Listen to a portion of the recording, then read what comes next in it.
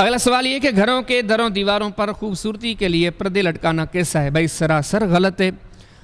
پردے اگر پردے کی نیت سے ہوں تو پھر تو صحیح ہے۔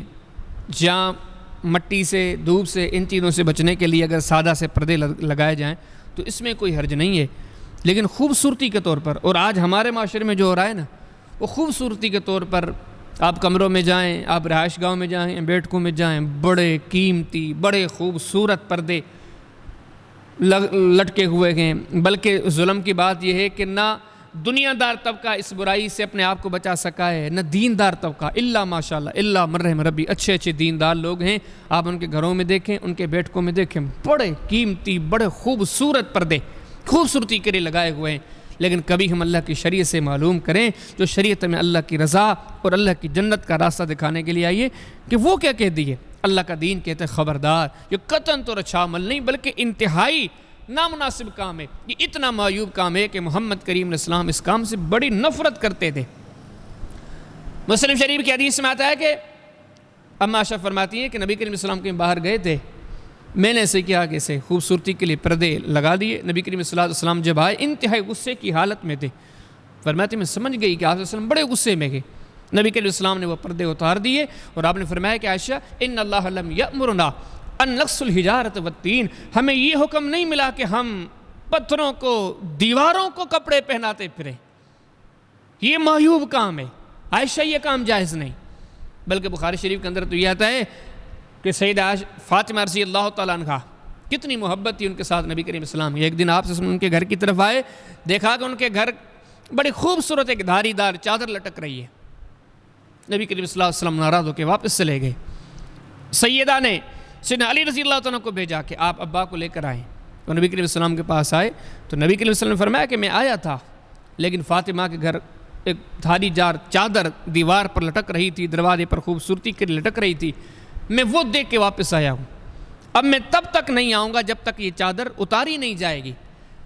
بلکہ نبی کریم صلی اللہ علیہ وسلم نے فرمایا کہ اپنی بیٹی کی طرف پیغام بھیجا، سیدنا علی کو فرمایا ترسل بھی الی فلان اہل بیت بہم حاجہ، ارے یہ اتار کے کسی ضرورت مند کو دے دو، فلاں گھرانے کو دے دو، فلاں گھر والوں کو دے دو کہ ان کو ضرورت ہے۔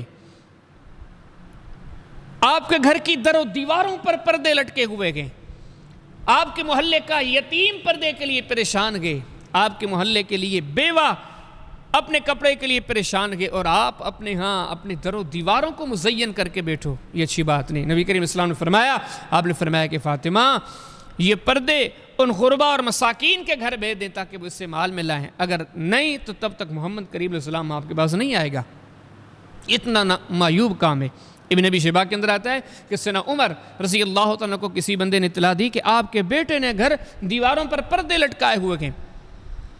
آپ غصے میں ہو گئے، فرمایا واللہ ان کان، اور اللہ کی قسم اگر اسی طرح ہے میرے بیٹے نے گھر دیواروں پر پردے لگائے ہیں، فرماتے ہیں لو حرکن بیت، اللہ کی قسم میں اس کا گھر جلا کے رکھ دوں گا۔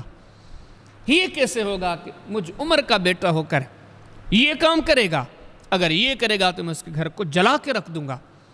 حافظ ابن حجر اسقلانی رحمہ اللہ تغلیق و تعلیق کے اندر یہ حدیث لائے گئے کہ سیدنا ابو ایوب انصاری رضی اللہ تعالیٰ عنہ، ان کو کسی عظیم شخصیت نے اپنے گھر پر دعوت دی، دعوت پہ گئے، ولیمے کی دعوت تھی، وہاں جب پہنچے دیکھا کہ دیواروں پر پردے خوبصورتی کے لیے۔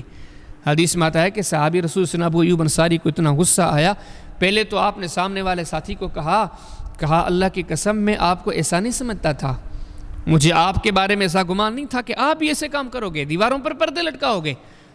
غصے میں آ کر سیدنا ابو ایوب انصاری رضی اللہ تعالیٰ عنہ واپس پلٹ آئے، کہا کہ جہاں پہ پردے لٹکے ہوئے دیواروں پر، ایسی جگہوں پر کبھی ابو ایوب کبھی نہیں بیٹھے گا۔ صحابہ کرام کتنی نفرت کرتے تھے۔ بلکہ سیدنا عبداللہ بن یزید رضی اللہ تعالیٰ عنہ، ان کے بارے میں امام بیہقی رحمہ اللہ الآداب کے اندر یہ حدیث لاتے ہیں کہ ایک بار دعوت پر گئے، لوگوں نے دعوت دی تھی، دعوت پر گئے، اس گھر میں پہنچے، دیکھا کہ لوگوں نے دیواروں پر خوبصورتی کے لیے پردے لٹکائے ہوئے تھے۔ حدیث میں آتا ہے کہ صحابی رسول وہاں سے اٹھ کے باہر چلے گئے، اور باہر چل کہیں الگ بیٹھ کے رونے لگے۔ اب لوگ حیران ہو گئے، کیونکہ ایک صحابی ان کو دعوت دے کے ایک مہمان کے طور پر انہوں نے بلایا تھا، وہ داخل ہو کے باہر چلے گئے اور باہر روئے جا رہے ہیں۔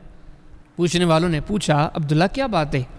فرماتے ہیں مجھے نبی کریم السلام کی نصیحت یاد آ گئی، بات یاد آ گئی۔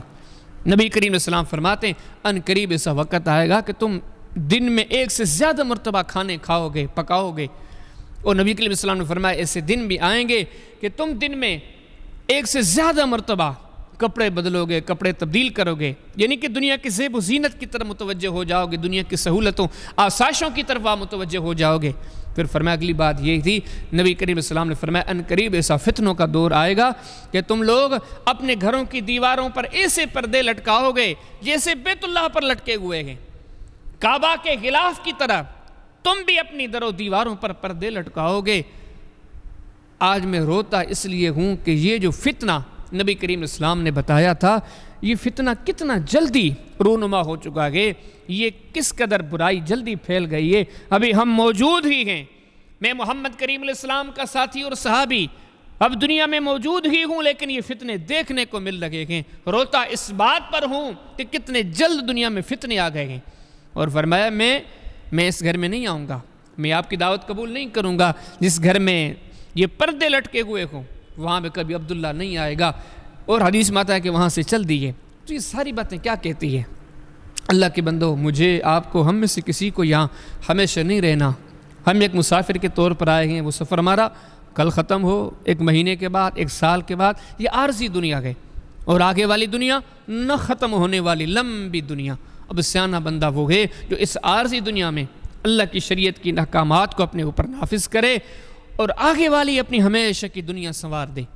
تو آئیے ان چیزوں کو سامنے رکھتے ہوئے ہم اپنے بیٹکوں سے، ہم اپنے گھروں سے، یہ در و دیوار سے یہ پردے ختم کر دیں۔ کئی لوگ ایسے ہوتے ہیں وہ ان چیزوں کو جان کر مان کر پھر کہتے ہیں کیا کریں، دنیا داری ہے۔ اللہ کے بندو، تو کیا یہ دنیا داری کا عذر بنا کے ان چیزوں کو ٹھکرا دیا جائے؟ پھر ہمارے اور کافروں کے اندر کیا فرق ہے؟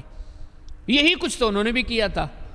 وہ کہتے تھے دنیا داری ہے، وہ دنیا کو ترجیح دیتے تھے، آخرت کو بلا دیتے تھے۔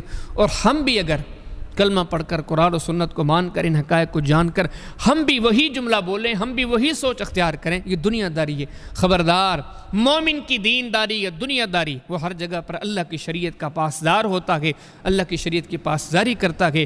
تو اللہ کی پاسداری، شریعت کی پاسداری کا تقاضا یہ ہے کہ آئیے ہم اپنے گھروں کو، ہم اپنے بیٹکوں کو ان پردوں سے پاک کر دیں، ان پردوں کی جہاں غربا اور مساکین کی ضرورت ہے وہاں پہنچا دیں۔ اللہ ہمیں عمل کی توفیق عطا فرمائے۔